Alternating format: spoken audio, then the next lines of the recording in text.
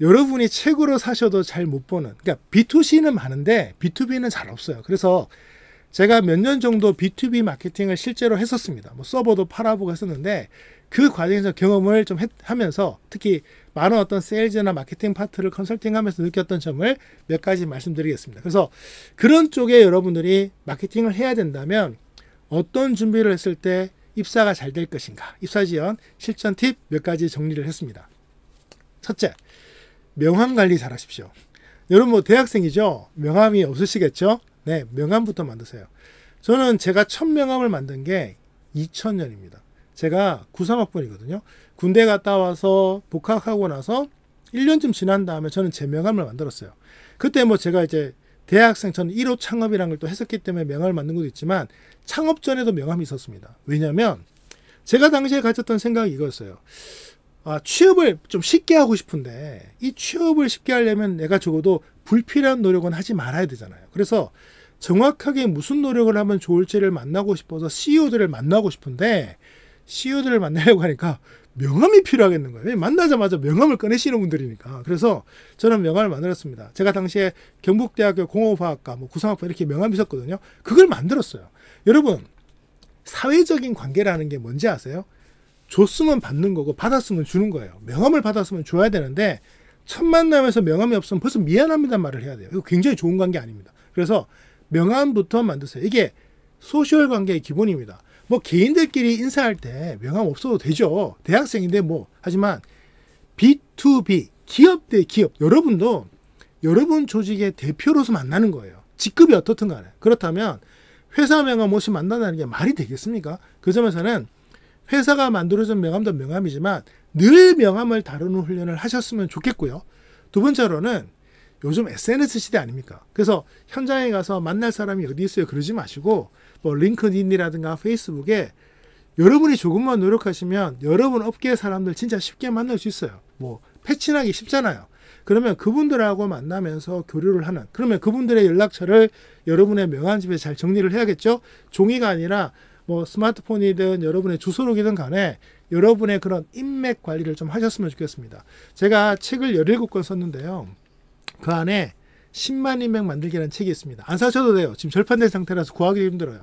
하지만 제가 그 책을 쓸 때 어떤 얘기를 했냐면 제 나이 40에 10만 장의 명함을 모았어요. 지금도 제 노트북에는 명함 데이터베이스 50만 개 이상, 거의 58만 개쯤 있어요. 하지만 뭐 중복된 거 제거하면 12에서 13만 명의 유효 데이터를 갖고 있습니다. 그래서 가끔씩 명함을 받으면 이분 몇 년도에 만났던 분이래가 적혀 있어요. 다 기억을 못합니다. 근데 그게 첫 만남을 얼마나 쉽게 만들어주는지 아세요? 어느 날 전시회에서 명함을 주고받았는데 잊고 있었겠죠. 근데 몇 년 뒤에 만났는데 혹시 몇 년도에 전시회 참여하지 않으셨습니까? 어떻게 하세요? 제가 부스를 방문했었네요. 여기서부터요, 이 아이스 브레이킹이 그냥 다 끝나버립니다. 이런 점에서는 명함을 통해서 누군가와 만나는 기본기를 시작하시라. 두 번째는 뭐냐면 아무나 만나지 마시고 CEO를 만나려고 노력하세요. 참고로 B2B 마케팅을 할 때 강조되는 키워드가 있죠. 키맨을 만나라. 키맨. 키맨은 물론 반드시 CEO는 아닙니다만 그래도 CEO가 키맨일 가능성이 높죠. 아무리 담당 임원이 있어도 대표를 꺾고 하긴 힘들잖아요. 그러면 제일 좋은 건 CEO를 만나는 겁니다. 문제는 CEO 만나기가 쉽지 않다고 생각하는 분들이 많아요. 안 그렇습니다. 생각보다 조차 모임 중에 여러분들이 간다고 하면 갈 수 있는 공간 굉장히 많아요. 근데 두 가지가 문제예요. 첫째, 새벽에 모임이 많아요. 조찬 강연의 대부분이. 그래서 새벽에 호텔에서 만나다 보니까 못 일어나서 못 가는 분들이 많아요. 예를 들어 아침 7시에 가려면요, 집에서 그래도 5시 반, 5시엔 일어나야 가거든요. 왜 CEO들은 새벽을 사랑할까요? 한마디로 얘기하면 새벽 외에는 개인 시간이 없어요. 새벽은 온전히 개인의 시간이에요. 저녁이 아닙니다. 저녁도 영업 많아요. 저도 뭐 법인 대표 한창 할 때 저녁 2번씩 먹고 다녔어요. 사람 만나야 되니까. 그러면 그 시간에 내가 물건 팔지 못하는 사람들 만나려고 하겠습니까? 따져보면 그 시간은 새벽이 유일해요. 근데 그 새벽에 가면 CEO들이 열린 마음으로 여러분들을 만나줍니다. 근데 두 번째 문제가 뭐냐면 돈이 좀 비싸죠. 마침 뭐 조찬 강연에 호텔 조식 먹어야 되니까 5만 원 미만인 경우도 잘 못 봤고요. 뭐 7만 원, 10만 원, 보통 한 번 더 가면 뭐 10회 몇백만 원. 저는 근데 거꾸로 생각을 해보면 여러분 회사의 제품을 잘 파는데 그 CEO 한 분의 역량이 정말 중요하다면 그거 투자 아닐까요? 근데 회사에 들어가서 투자하는 사람도 있겠지만 미리 투자하는 사람들이 더 좋지 않을까요? 예를 들면 어느 날 여러분들이 뭐 삼성전자의 B2B 마케터 담당으로 명함을 줄 때하고 아무것도 없는데 대학생으로서 거기 가서 제 시간과 제 돈으로 이게 왔습니다 할 때하고 CEO들의 관심도를 받는 게 다르지 않겠습니까? 그 점에서는 전 여러분들이 학생 때 명함 받으시고 학생 때 CEO를 만나보시면 좋겠습니다. 그리고 뭐 대부분의 경우에는 밥도 삽니다. 때로는 한 번 더 찾아오라는 얘기도 하고 그러면 그 관계가 나중에 여러분들이 어느 회사를 가더라도 그 긍정적인 이미지가 남아있거든요. 그래서 앞서도 말씀드렸잖아요. A 회사에서 왜 B 회사로 스카우트 당하겠어요? A 회사의 성과가 좋았으니까. 근데 그 기업의 담당자들은 늘 거래하던 사람하고 거래하고 싶어 하거든요. 제품이 너무나 다른 게 아니라면. 그리고 여러분의 말을 신뢰한다면 경쟁 기업에 가서도 여러분 제품을 사줄 겁니다. 그렇게 해서 기업의 어떤 레퍼런스를 늘려줄 수 있기 때문에 여러분들도 그런 어떤 키맨이 있는 공간을 가는 것을 두려워하지 않으셨으면 좋겠어요. 그래서 이건 취업도 마찬가지입니다. 꼭 B2B 마케터가 아니어도요. 여러분 사장님 만나는 게 취업할 때 제일 좋지 않습니까? 그 점에서 볼 때 CEO를 만나는 것을 좀 관심 가지셨으면 좋겠습니다. 그리고 나서 세 번째는 이거죠. 리더를 이해해보자. 자, 리더. 회사를 만들고 경영하는 사람들의 그 무거운 책임감과 복잡한 사고방식을 이해하는 건 쉽지가 않습니다. 저는 2000년도에 그 창업을 했었는데요.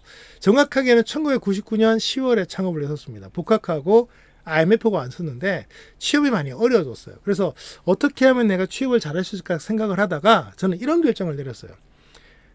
저도 차별화를 해야 되니까 리더를 이해해보자. 그래서 면접장에서 이러면 다른 뭐 면접자들하고 제가 뭐 경쟁을 해야 되니까 그러면 저는 누구보다도 사장님의 마음을 잘 이해하는 직원이 되겠습니다. 말을 했을 때 뭐 근거가 필요하잖아요. 그래서 창업을 했어요.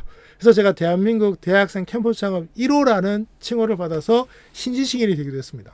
별거 아니었지만 그때 그 의도가 회사를 만들려고 했던 의도는 아니었지만 그 의도가 리더들을 쉽게 만나고 리더들을 이해하는 데 정말 큰 도움이 되었습니다. 자, 그런데 뭐 지금은 그런 게 또 쉽지 않은 분들이 계시잖아요. 그러면 리더십 책이라도 읽어보세요. 제가 리더가 아닌데 뭐하러?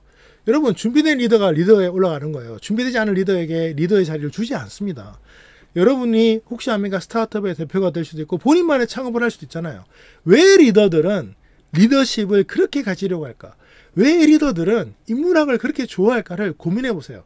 여러분 왜 리더들이 인문학 특히 역사를 좋아하는지 아세요? 간단합니다. 역사 속에는 전략이 있어요. 질 것 같은 싸움을 이겼던 그 전쟁의 그 기술들과 생각들에 관심이 많고요. 또 히스토리에 이게 의미가 뭐예요? 사람이 이야기예요. H 스토리예요. 그래서 뭐 옛날에는 남성이 좀 더 사회생활을 많이 했잖아요. 그래서 히스토리인데 기본적으로 리더들 이야기가 역사 이야기예요. 평민들 얘기 별로 없어요. 그러면 그런 어떤 역사책을 보면서 리더들이 왜 고민하냐면 본인들이 만나는 수많은 환경들이 어느 정도 반복되지 않을까? 반복된다면 옛날에 같은 상황에서 어떻게 했는지를 잘 찾아내면 고민이 좀 쉽게 풀리잖아요. 그런 점에서 역사책을 보려고 노력하는 겁니다. 수백 년, 수천 년의 역사를 찾아보고 다른 나라의 각계각층의 역사책을 찾아보면서 자신과 비슷한 사례를 찾으려고 노력하는 거죠. 그게 바로 리더들의 관심이에요. 관점이에요. 그래서 여러분들도 내가 리더가 되지 못한다면 리더를 이해하려고 노력하기 위해서 책을 좀 읽어보셨으면 좋겠습니다. 요즘 독서량 높지 않은 거 제가 너무나 잘합니다. 뭐 자격증도 따야 되고 학점도 따야 되는데 무슨 독서예요? 라고 하시겠지만 바쁘다고 해서 책 안 읽으면 리더는커녕 성장할 기회도 없습니다. 우리가 뭐 안 바빠서 이렇게 공부하는 게 아니잖아요.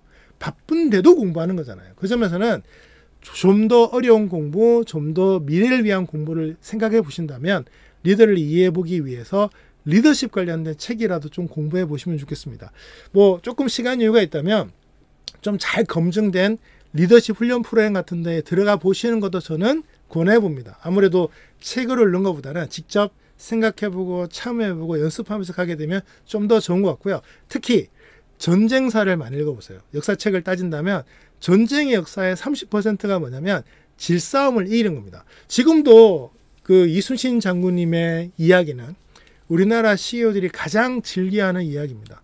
어떻게 해서 임진왜란을 이겼지? 거북선으로 이긴 거 아니에요?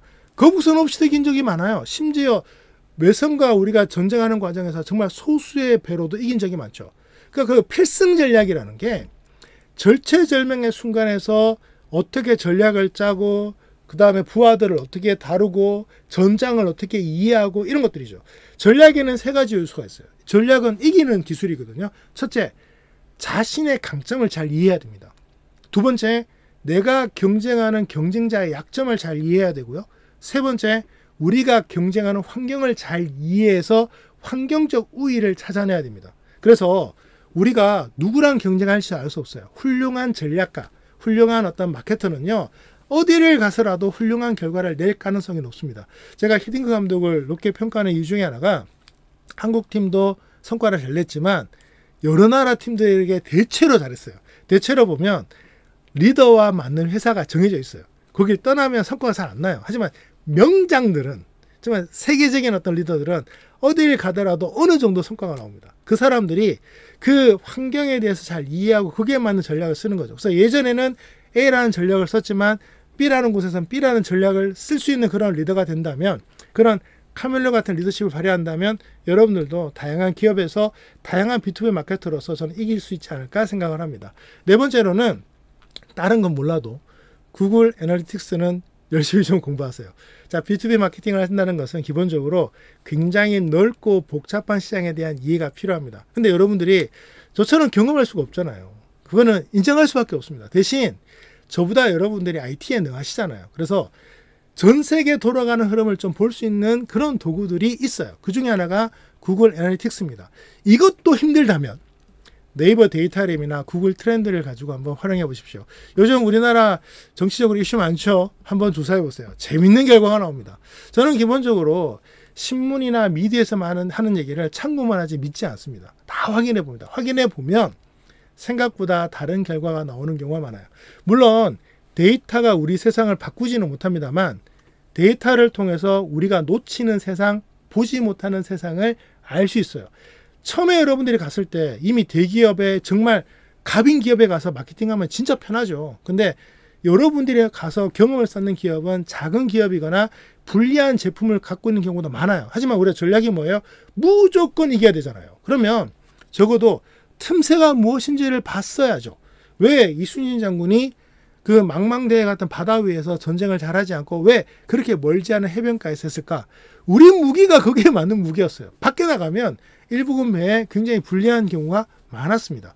이런 어떤 기본적인 어떤 시장 흐름만 잘 읽어도 어떤 거는 먹히는데 어떤 건 먹히지 않겠구나를 알 수 있습니다. 그래서 네이버 데이터램이나 구글 트렌드 같은 키워드로 조사하는 데이터를 좀 많이 보시고요. 그리고 이게 흐름이거든요. 하루짜리 보지 마시고 한 달, 6개월, 1년, 5년의 흐름을 보시다 보면 어느 정도 이 경향이란 게 있잖아요. 그런 경향을 좀 보시지 않을까 생각을 합니다. 그래서 관련 도구들을 잘 쓰시면 여러분들이 어떤 업종에 가시더라도 어느 정도 그 역량을 발휘할 수 있을 거라 생각을 합니다. 그리고 제가 정말 강조하는 것, 저는 이렇게 생각해요. 만일 우리가 모든 것들이 자동화되고 모든 것들이 로봇이 한다면 그럼에도 불구하고 먹고 살 수 있는 게 뭘까 생각하라면 저는 딱 하나, 세일즈를 꼽습니다. 마케팅은 세일즈를 하지 않아도 자연스럽게 판매하는 것이라고 정의는 합니다만 불황일 때 가장 중요한 건 세일즈입니다. 팔아내는 능력이죠. 세일즈를 이해하는 마케터는 존재할 수 없습니다. 실제로 많은 대학 졸업생들이 마케팅 업무를 해보고 싶어 합니다. 그런데 세일즈는 싫어하더라고요. 이거 모순입니다. 물건을 잘 팔게 만드는 게 마케팅인데 팔아보지도 않고 어떻게 마케팅을 해요? 불가능하죠. 그 점에서 세일즈를 경험해 보시고 세일즈를 배워보세요. 특히 한 분야에 오래 있었다고 해서 세일즈 잘하는 게 아닙니다. 자, 예를 들어보죠. 지금 이 강의 들으시는 분들은 대학을 오래 다니셨죠. 그러면 여러분들 대학 생활은 잘 아시겠네요. 그럼 여쭤보겠습니다. 여러분들이 대학생을 잘 팔 수 있습니까? 기업에 팔 수 있어요? 저는 어려울 거라 생각합니다. 기업에 있는 어떤 사람들보다 여러분들이 대학생을 더 오래 했고 가장 최신의 대학생을 했고 대학 친구들 많잖아요. 하지만 판매는 쉽지 않죠. 한 분야에 오래 있다고 해서 세일즈를 잘하는 게 아닙니다. 여러분, 세일즈라는 관점으로 청년 취업을 바라보면 여러분이 놓치고 있는 많은 것들을 보시게 될 겁니다. 지금 저는 우리나라의 많은 어떤 청년 취업의 문제들이 좀 슬프지만 너무나 관념적이고 너무나 비데이터적이고 너무나 과거지향적 관점으로 진행되어서 참 아쉬워요.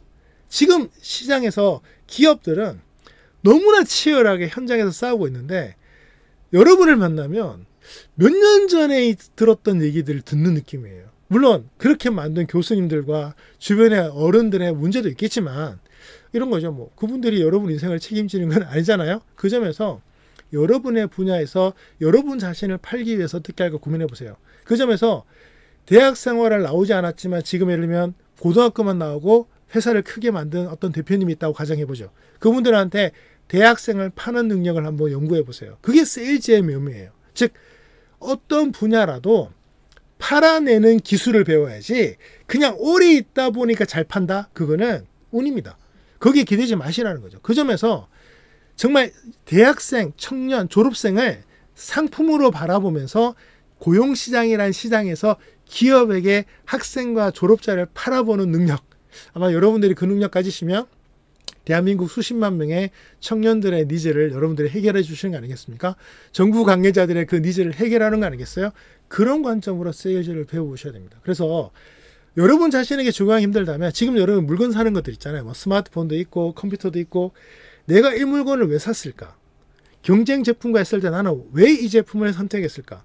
판매하는 사람은 왜 저런 브로셔를 만들었을까를 고민해 보십시오. 제가 그래서 연습을 종종 시키는데요. 아이폰과 갤럭시 폰을 놓고 이제 비교 분석을 해보라고 하는데 참 재밌는 거는 아이폰 쓰는 사람은 아이폰만 쓰고요. 갤럭시 쓰는 사람은 갤럭시만 쓰고 둘이 막 싸워요. 그래서 저는 어떻게 시키냐면 아이폰을 쓰는 친구들에게 갤럭시를 팔라고 시킵니다. 갤럭시를 쓰는 친구들에게 아이폰을 팔아보라고 그래요. 그러면 상대방의 제품에 대해서 매력을 훨씬 더 잘할 수 있어요. 내가 오래 쓰니까 내 제품 잘한다고 생각하죠. 비교하면 달라져요. 여러분 자신을 여러분 주변에 있는 대학과 비교해 보시고 뭐 해외에 있는 대학생과 비교해 보시고 이러다 보면 또 기업 입장에서 뭐 신입사원을 써야 될지 경력자를 써야 될지 그럼 여러분 경력자하고도 비교 분석을 하셔야 되고 요즘은 사람이 AI가 탑재된 로봇하고도 경쟁을 하셔야 돼요. 이게 쉬운 일 아니겠죠? 그런 점에서 정말 다양한 케이스에 다양한 제품들이 존재할 수가 있는데 그런 제품들에게 내가 세일즈 능력을 포함해서 어떻게 접목할 수 있지를 하면 이 마케팅이 보이기 시작해요. 마케팅은 시장, 마켓을 ING 시키는 시장을 활성화시키는 기술이에요. 그 안에 세일즈가 빠지면 마케팅은 온전하게 서지 못합니다. 일종의 그 주춧돌 같은 거예요. 그래서 반드시 세일즈를 어느 정도 이해하신 다음에 저는 마케팅을 해보시길 바랍니다. B2B 마케팅도 마찬가지인데요. 우리 회사의 어떤 거대한 제품을 팔고 거대한 기술을 파는 것 같지만 따지고 보면 그 무엇보다도 B2C 같아요. 단 한 명. 그 회사의 고객 한 명을 찾아내는 능력이죠. 자, 그래서 제 얘기를 한번 드리면서 강의를 정리하겠습니다. 제가 또 한 철강 분야의 대기업과 PT를 하게 되었습니다. 무려 1년하고도 7개월인가 진행을 했었는데요. 정말 길었어요. 10몇 개월 동안 진행을 한 거잖아요. 그런데 문제가 생겼습니다. PT 중간쯤 한 7개월인가 8개월쯤 지난 다음에 거의 결정 났어요. 실무팀들은 저희로 결정을 해서 이제 마지막에 부사장님만 놓고 PT를 하는데 그날 난리가 났습니다. 부사장님이 노하신 거예요. 근데 부사장님이 이런 말을 그날 하셨습니다. 첫째, 부사장님의 특징이 있는데 뭐 설렁탕을 드시는데 소금을 뿌리지 않고 둘째, 커피를 드시지 않는다. 근데 그날 저희 프로젝트에 카페라는 요소가 되게 부각되어 있었어요. 물론 현장에 있는 그 RFP를 만드신 담당자들의 허락을 다 득한 자료였습니다. 근데 최종 의사결정자가 회장님 얘기를 하시면서 아니 커피를 안 드시는 분에게 카페를 메인으로 한 프로젝트를 한다고? 근데 이거를 그 기업의 내부 RFP를 하시는 분들도 몰랐던 거예요. 그리고 나서 PT 기회를 한 번 더 준 겁니다. 저한테 하신 얘기가 아니라 담당자들한테 훈계처럼 하는 건데 저는 지금 이 프로젝트를 따야 됐거든요. 7개월 동안 시간을 썼어요. 따내야 됩니다. 이제는 담당자들이 도와줄 수가 없죠. 그때 제가 한 게 뭐냐면 어떻게 하면 그분들을 이해할까 그래서 그 일가를 다 조사를 했어요. 그랬더니 예술을 좋아하시더라고요. 그러고 보니까 건물 곳곳에 예술품 같은 걸 많이 세팅하시려고 하시는 것 같았습니다. 그래서 PT 안에 그분들의 유혹을 느낄 만한 다양한 소재를 넣었는데 놀랍게도 클래식이 그분들의 마음을 사로잡더라고요. 이게 바로 저는 세일즈와 마케팅을 전문적으로 하는 사람들의 능력이라고 생각을 합니다. 현장에 있는 그 RFP를 만드시는 분들도 놓쳤을 때 우리가 그것을 인지하고 나아갈 때 그런 점에서 현재 기업의 대표님들이 여러분을 아시는 게 아니잖아요. 그분들이 여러분의 매력을 다 아는 게 아니잖아요. 여러분의 서류라든가 면접이 여러분의 매력을 다 표현할 수가 없습니다.